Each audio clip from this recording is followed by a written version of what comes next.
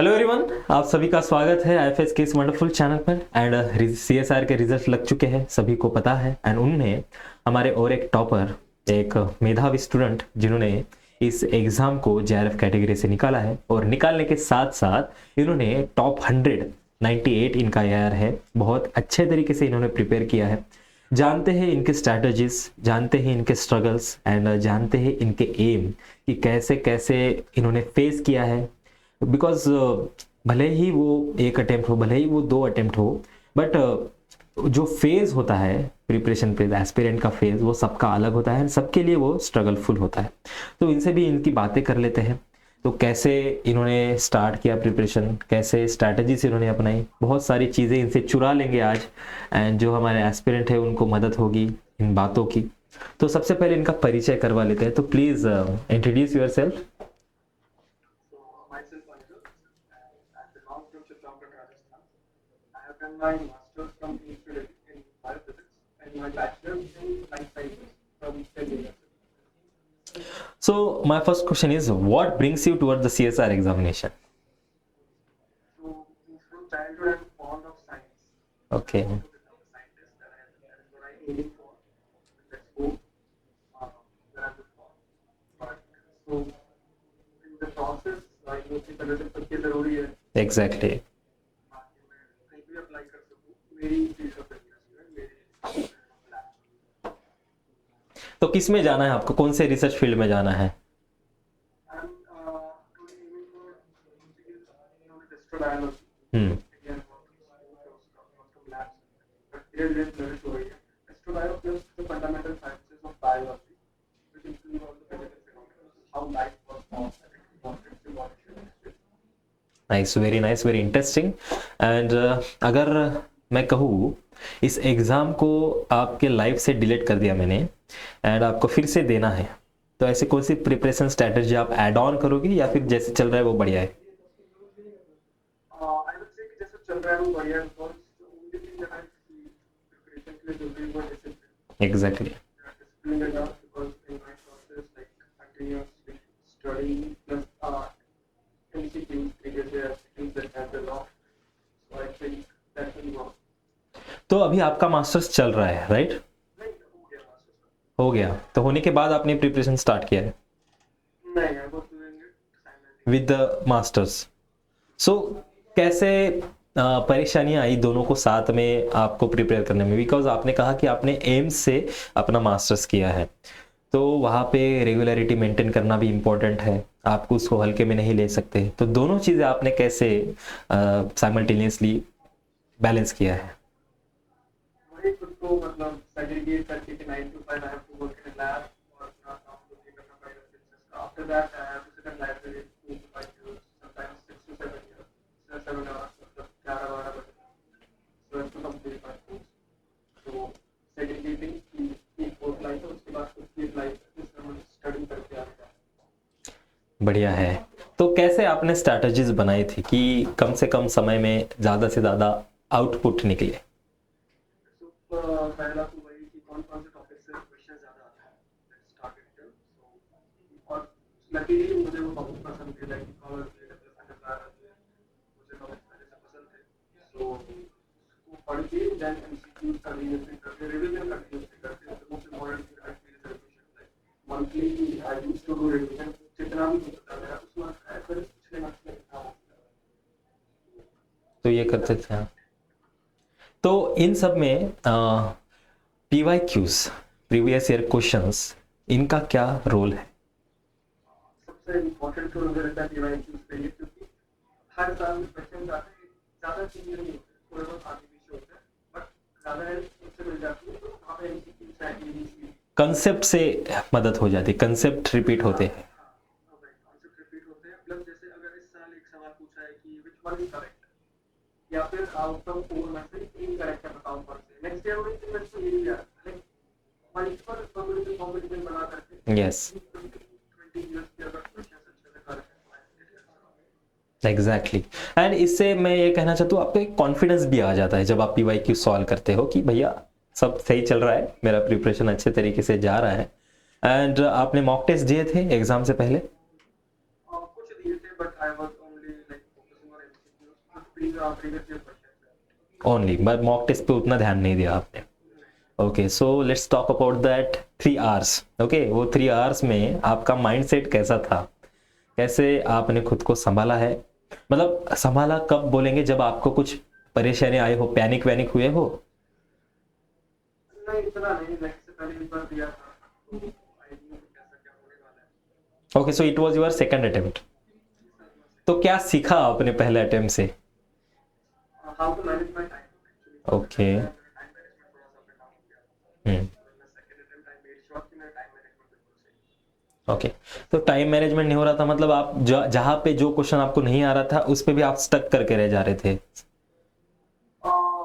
कह सकते हैं ऐसा भी थोड़ा सा, या फिर ऐसा कह लीजिए कि सेक्शंस की होता है तो I used to do it पहले सेक्शन सबसे पहले, तो उसमें थोड़ा सा ज़्यादा टाइम मैंने लगा दिया क्योंकि कौन कौन से और कर सकता टू सिक्योर माय मार्क्स, लेकिन फिर वो मेरा टाइम फिर आगे कर गया। तो इस बार आपने सबसे पहले सी नहीं किया? नहीं, सी ही किया था लेकिन मैनेज करके। ओके, मैनेज करके, बढ़िया।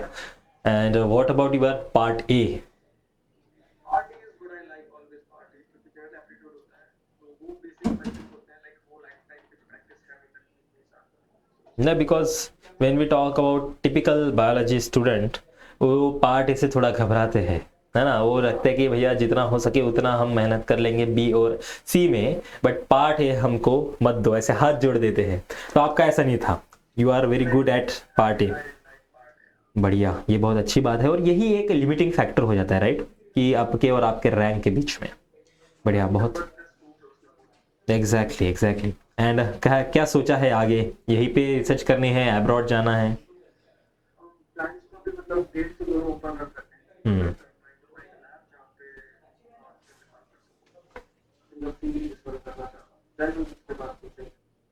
जहाँ पे जो अच्छी अपॉर्चुनिटी मिले उसको ग्रैब करने की आपने माइंडसेट बना रखा है।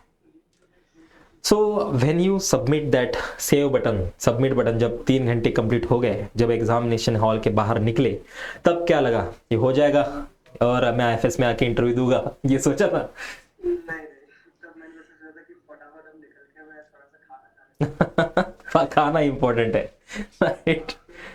बढ़िया। तो तब इतना नहीं लगा था कि यार रैंक आ जाएगी इतनी अच्छी, जेआरएफ हो जाएगा, ऐसा कुछ था? हाँ, इतना नहीं था लेकिन इतना था कि हो जाएगा। Okay, you sure about the JRF, but you're not sure about the 2-digit rank. Exactly. And क्या लगता है, क्या कौन सी चीज आपके लिए गेम चेंजर साबित हुई है? आई थिंक डिसिप्लिन हो गई, लाइक पहले मैं डिसिप्लिन नहीं था, बट जब मैंने खुद को बोला कि करना पड़ता, consistency discipline that help me. तो क्या आपको पुश किया, कौन सी चीजें आपको पुश की कि और एक अटेम्प्ट दे दो? क्योंकि इसके बिना हो नहीं पाएगा अच्छे से। Because there are no other options, right? Yes exactly, है ना? जब आपके पास कुछ चारा नहीं बचता, जब आप लाचार होते हो ना, तब आपके पास जब एक ऑप्शन एक ही बचता है तो उसके ऊपर आप 100% दे देते हो। तो ये कुछ बातें होती है, राइट? एग्जैक्टली, ये भी बहुत इंपॉर्टेंट बात है। एंड अगर मैं कहूँ कि कौन सा ऐसा यूनिट था जो लगता था बहुत आसान है, इससे कोई भी सवाल पूछ लो, मैं कितने भी हजारों सवाल पूछ लो मैं करेक्ट कर दूंगा, ऐसा कुछ टॉपिक यूनिट था? इतना स्ट्रांगली नहीं करा था मैंने। फिर भी थोड़ा कम कर लेते, 100 सवाल, चलो। डेवलपमेंट बायो आपका फेवरेट था, और उसके कॉन्ट्रास्ट में ऐसा कौन सा यूनिट था कि भैया इसके सवाल ना आ जाए? Animal and plant. क्यों क्यों, मैं जान सकता हूँ रीजन? उसमें थोड़ा सा ज्यादा ही याद करना पड़ता है, लाइक किंगडम वाइज फायदा और मैंने वो भूल चुका था थोड़ा। ओके, तो मतलब इसका ये भी हम कह सकते हैं ना कि आपको उसका बैकग्राउंड नॉलेज नहीं था, है ना? जीरो से सब स्टार्ट करना पड़ता है जब आप। मेरे पास बैचलर्स में था वो। दोनों बॉटनी और जूलॉजी? हाँ, बॉटनी जूलॉजी दोनों था मेरे पास, बट अभी जब उसके बाद काफी कुछ चेंज हो गया, राइट। बाकी सारे सब्जेक्ट जितना स्ट्रांग है उससे मुझे अच्छे नंबर आ। तो फिर आपने उसको पढ़ा है या फिर स्किप कर दिया टोटली? बहुत थोड़ा पढ़ा है, मतलब 10% वी कैन से। जो मेरे पास नॉलेज था उसको थोड़ा सा और एनहांस करना है। बढ़िया। ओके, सो आपका जो स्कोर कार्ड है अभी तो सेपरेट नहीं आया है, फिर भी अगर मैं कहूँ कि कौन से सेक्शन से सबसे ज़्यादा वेटेज आपके स्कोर में है, तो कौन सा सेक्शन रहेगा वो? सी सेक्शन रहेगा। बढ़िया। एंड कैसे आपने, देखो सी सेक्शन में 25 सॉल्व करना ये बड़ी बात नहीं है, 50 को छोड़ना ये बड़ी बात है। तो कैसे आपने ढूंढे कि ये छोड़ने हैं मुझे और ये करने हैं? वो विद प्रैक्टिस जो लास्ट टाइम मैंने गड़बड़ की थी, राइट, वो एक्यूरेसी, वो सिलेक्शन, वो आपको प्रैक्टिस से आती है, that we can say. Okay. And जब भी आप वो क्वेश्चन सिलेक्ट कर रहे थे तो ऐसा लग रहा था भाई 10 पूरा 100% यही होगा, या फिर कुछ 60-70% एक्यूरेसी के साथ लगाते थे? नहीं मोर देन 90% एक्यूरेसी वाला मैंने तो जिस क्वेश्चन में 90 से ऊपर एक्यूरेसी हो या फिर कंफर्मेशन हो वही सिलेक्ट करते थे आप, राइट। ये भी एक बहुत अच्छी बात होती है कि एक हाफ नॉलेज के साथ कोई भी क्वेश्चन आपको सिलेक्ट नहीं करना है। Very well done. And lastly, जो भी व्यूअर्स आपको देख रहे हैं उनके लिए क्या कहना चाहोगे? बॉटनी वाले तो बहुत गुस्सा हो गया आपसे कि इन्होंने हमारे सब्जेक्ट को नकारा है, जस्ट पार्ट ऑफ, समझ ही गया था मैंने अच्छे से। Right right. तो क्या कहना चाहोगे? ट्राई करते रहो, क्योंकि बहुत सारे मेरे दोस्त हैं वो भी ऐसा है कि उनके स्टूडेंट्स हो गए तो ये अब तो और नहीं लेना, छोड़ देना। बट इसलिए मुझे असल देखो ऑप्शन नहीं है, वो फिर ऑप्शन निकल जाएगा। कंसिस्टेंसी मेंटेन करो, ट्राई करके हो जाएगा। अगर कोई प्लान बी प्लान सी नहीं रहा तो हो जाएगा। हाँ जब ठाकुर के 2 हाथ कट गए तो उसको कुछ ना कुछ करना ही था, वैसे ही आपको कुछ ना कुछ तड़फड़ाना पड़ता है जब आपके पास कुछ ऑप्शन नहीं होती, तो ऑब्वियसली ये रिजल्ट्स निकल के आते हैं। एंड आई होप आप आगे भी ऐसे ही अप्रोच के साथ रिसर्च में जाओगे, बिकॉज एक टाइम में रिजल्ट नहीं आता है, फिर उसको देख के एनालिस करके हम दूसरे टाइम में कुछ और अलग चीज़ें करते हैं। ये सारी चीज़ें आपने सीखी है इस प्रिपरेशन जर्नी के दौरान, I can say that, right. And इसके साथ साथ एक पेशेंस भी आ जाता है कि भैया चलो इस बार नहीं हुआ तो नेक्स्ट टाइम हो जाएगा। ये सारी बातें आपके रिसर्च में आपको हेल्पफुल होगी। एंड आई होप बहुत अच्छी रिसर्च आप करोगे, अपने आजू बाजू वाले लोगों को मदद हो ऐसे कुछ काम करोगे। एंड जो स्ट्रगल्स आपने देखे इन द प्रिपरेशन जर्नी, वो आप अपने जूनियर को ना दिखाओ, वो आप हेल्प करो कि इसमें से इजीली निकल जाए कैसे। एंड आई होप बहुत अच्छा करो अपने लाइफ में। All the best for your upcoming future. And अभी के लिए तो बहुत बहुत बहुत ढेरों बधाइयाँ, जितना मैं बधाई दूँ वो उतना कम है। बहुत अच्छे तरीके से आपने, बिकॉज मास्टर के साथ साथ बैलेंस करना it's not a cup of T, right. ये आपको भी पता है, बहुत मेहनत लगती है इसके लिए। बहुत बढ़िया, बहुत शानदार आपने प्रदर्शन किया है। And thank you for your precious time. चलो।